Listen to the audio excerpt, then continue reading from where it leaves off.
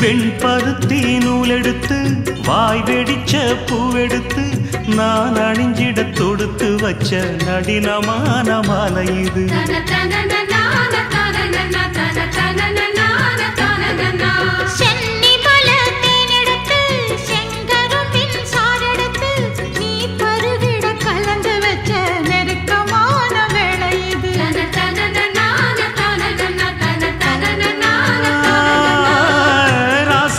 உடம்பிருக்கும் ரவிக்க துணி நானாக அன்னாடம் சூடி கொண்ட ஆசை வச்சாகாதா.